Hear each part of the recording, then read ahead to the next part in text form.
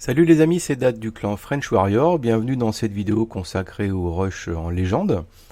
Donc la légende, c'est la ligue finale, on va dire, à laquelle vous pouvez accéder à partir de 5000 trophées.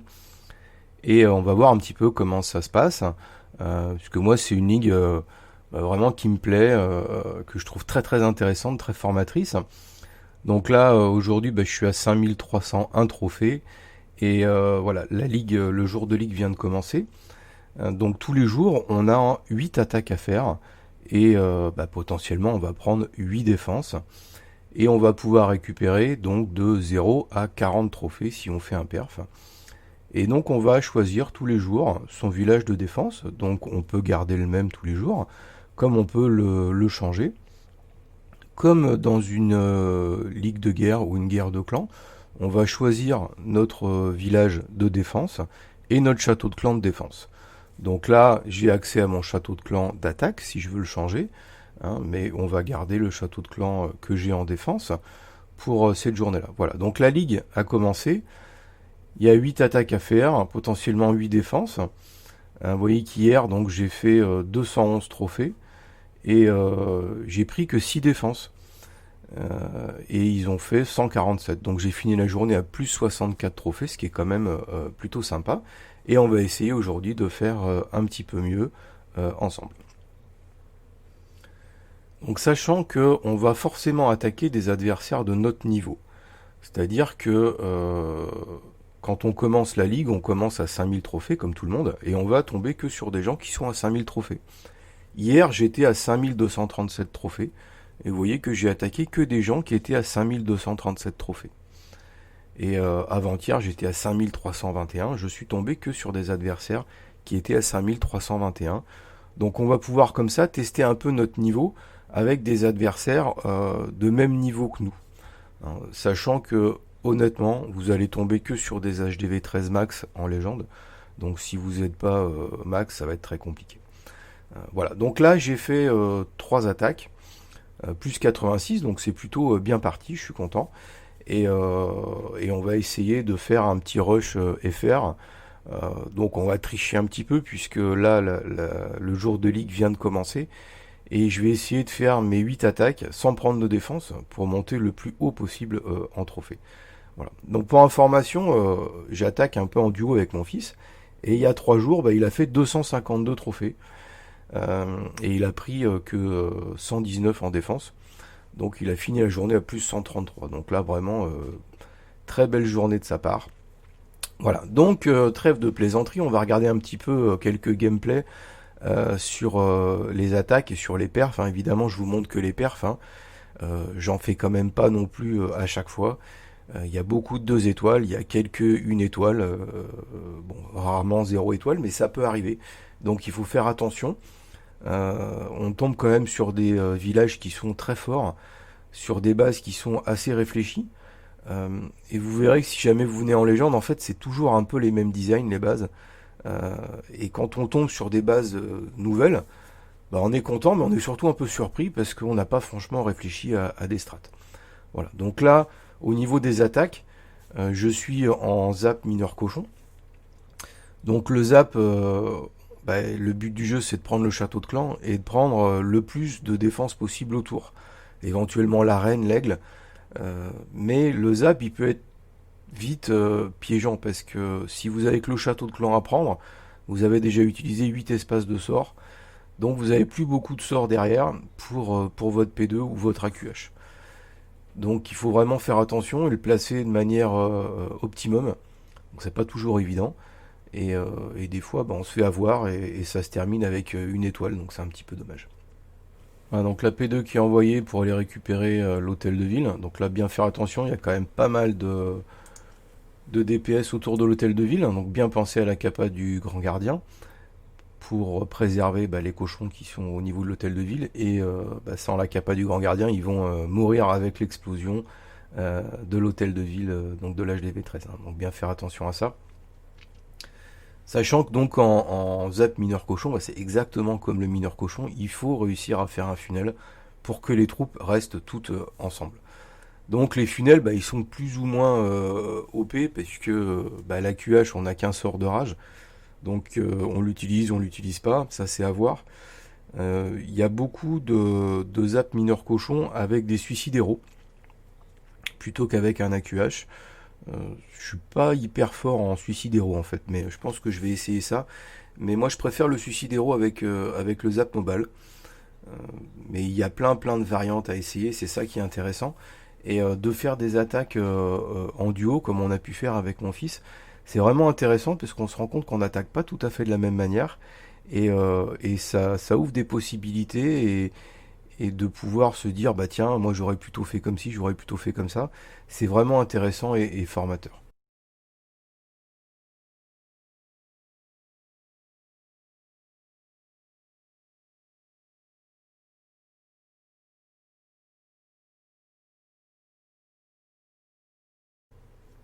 Voilà donc deuxième design. Donc là zap sur deux arcs X et le château de clan. Donc malheureusement l'aigle n'est pas tombé mais il reste pas grand chose. Et là il va falloir faire attention parce que on a quand même la championne. On a le roi, on a une tour de l'enfer mono et on a les deux catapultes juste devant l'hôtel de ville. Double ouverture avec les super sapeurs, une pour le roi et une pour l'AQH. Et là il va vraiment falloir gérer comme il faut les sorts de rage et de gel pour que la reine puisse aller prendre les catapultes et la tour de l'enfer mono.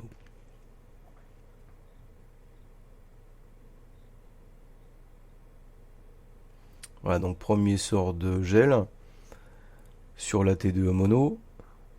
Et là, la reine, elle va prendre la sauce, hein. Il y a le roi, la catapulte, la tour de l'enfer mono. Voilà, donc sort de rage pour qu'elle puisse rapidement s'occuper de la tour de l'enfer. Voilà. La première catapulte qui va tomber. Et tout de suite, on envoie la P2 pour aller chercher la deuxième catapulte. Et pour en fait ramener la reine vers l'hôtel de ville. Ce qu'il faut impérativement que la reine prenne l'hôtel de ville. Ça nous évitera de mettre le dirigeable pour l'hôtel de ville. Voilà, donc petit sort de soin pour les cochons. Voilà, impeccable. La reine qui va s'occuper de l'hôtel de ville. Et on va pouvoir maintenant envoyer donc notre engin de siège. Donc en l'occurrence le dirigeable en bas. Euh, donc on aurait pu mettre autre chose que le dirigeable, mais le dirigeable va permettre d'amener les troupes directement avec ses petits copains cochons. Et en plus en explosant, bah, il fait quand même un petit peu de dégâts. Voilà. Et la dernière tour de l'enfer, elle est en multi, donc elle va pas être très embêtante. En plus là, les guérisseuses sont passées sur la championne. Donc ça, c'est plutôt pas mal. Ça va nous soigner la championne, ça va permettre de s'occuper de la tour de l'enfer multi et du canon. Voilà. Et donc bah là, il reste quasiment plus rien. Donc on va perdre la championne, mais c'est pas très grave, puisque du coup, les guérisseuses vont retourner sur l'arène. Il y a deux petits ballons qui nous aident pour le clean, donc ça, c'est impeccable. Et voilà, ça va encore se terminer par un perf plutôt sympa sur un village bah, que je connaissais pas, mais qui est pas mal.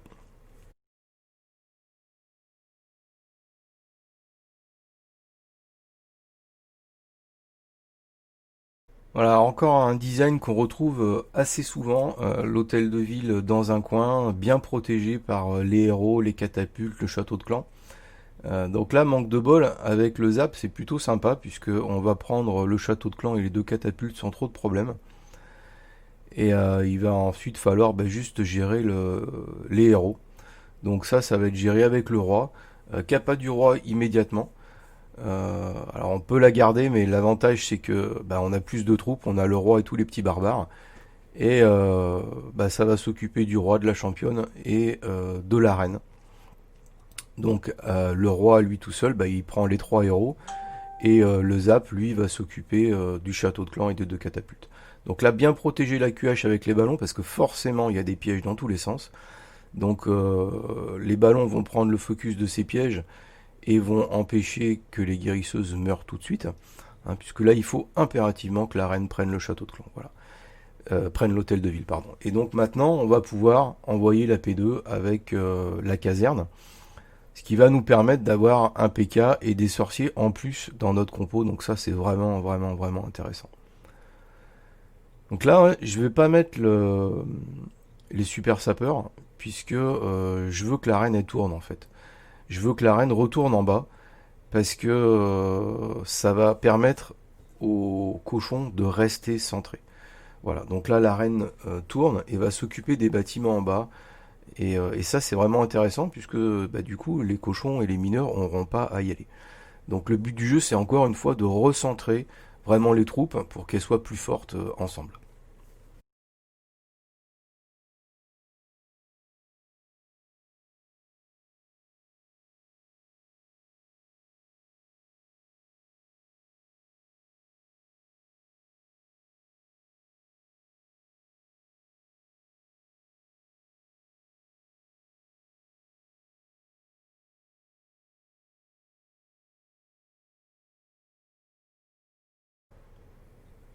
Voilà, donc encore un autre design avec le château de clan et l'aigle bien centré.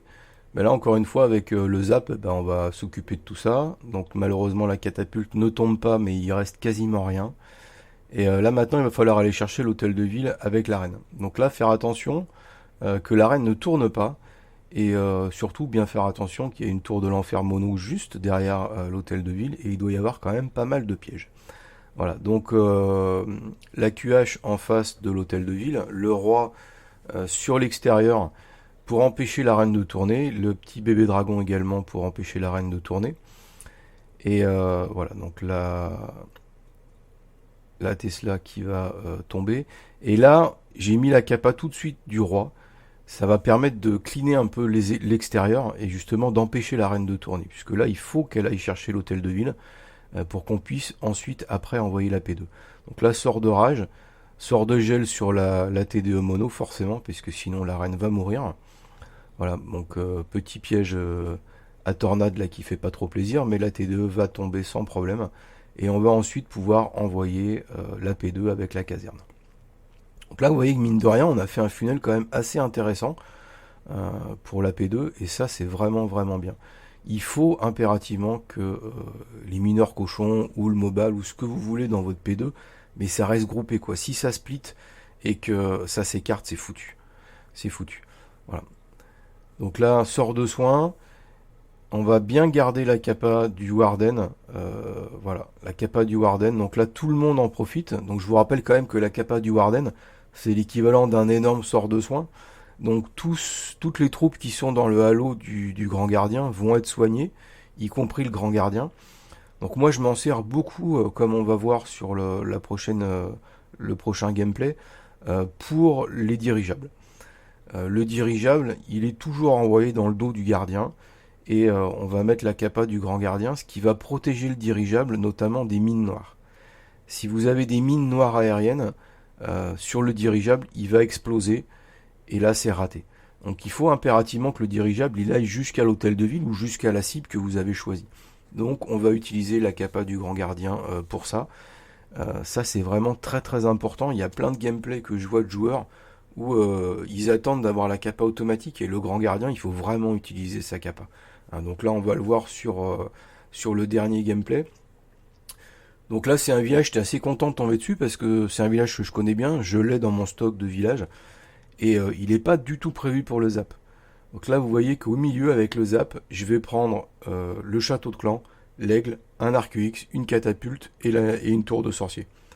Je vais faire un trou énorme au milieu. Et ensuite, il va falloir aller récupérer toutes les défenses en bas pour pouvoir concentrer la P2 sur le haut du village. Voilà, donc là, un zap magnifique. Ouais. J'ai fait un trou énorme. Et après, donc j'envoie mon AQH. Donc ce que j'avais pas prévu c'était la petite Tesla camouflée dans le coin. Bon c'est pas très grave, du coup j'ai envoyé une petite gargouille pour aider.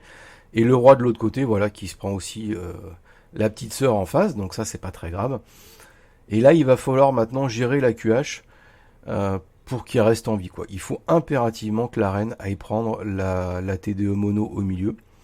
Donc bien faire attention. Je vous rappelle que les TDE mono, c'est vraiment fait pour tuer les héros. C'est pour ça que j'ai envoyé les ballons en même temps, pour que déjà les ballons prennent un peu le focus. Et ensuite, il va falloir que ce soit le roi qui prenne le focus voilà, de la TDE. Donc là, j'ai gelé la TDE, j'ai envoyé la capa du roi pour que les petits barbares prennent le focus de la TDE mono et que la reine puisse la détruire. Voilà, donc la T2 est tombée.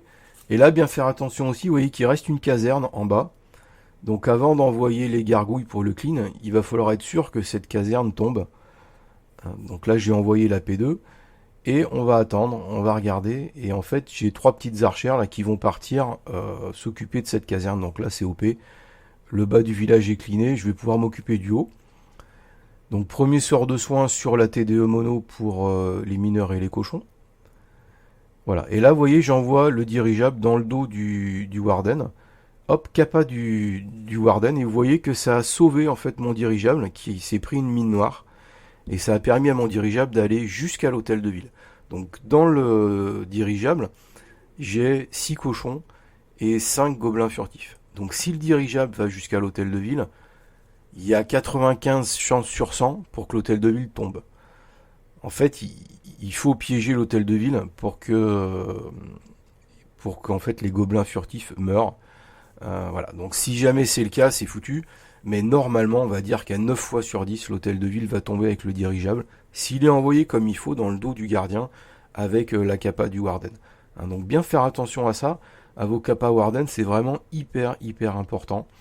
Voilà, donc bien faire attention à ça. Voilà les amis, bah, c'était fini pour ces gameplays. Donc là j'ai fini ma session d'attaque. Je suis à 5473. Donc ce qui est plutôt pas mal. Et j'ai pris aucune défense. Donc comme je vous disais, bon, on va tricher un petit peu pour le rush, puisque j'ai fait mes 8 attaques, j'ai pris aucune défense, mais voilà. Donc là je suis 23e FR. Donc je suis plutôt content, c'est sympa. Bon, ça va pas durer longtemps, hein, je suis pas inquiet. Quand je vais commencer à me prendre mes défenses, je vais vite redescendre. Mais bon, c'est pas grave. 23 FR, c'est pas mal. Voilà, classement mondial juste pour rigoler. Donc là, ça va pas être la même. Voilà, je suis 1526e, donc c'est pas mal. C'est pas mal. Bon voilà, c'était juste pour rigoler, pour vous montrer un petit peu comment se passait la Ligue Légende. Voilà, donc toutes mes attaques sont terminées. Vous voyez que mes troupes font dodo jusqu'à demain. Donc ben, je vais en profiter pour faire pareil et je vous dis à très bientôt sur le chat. Ciao ciao.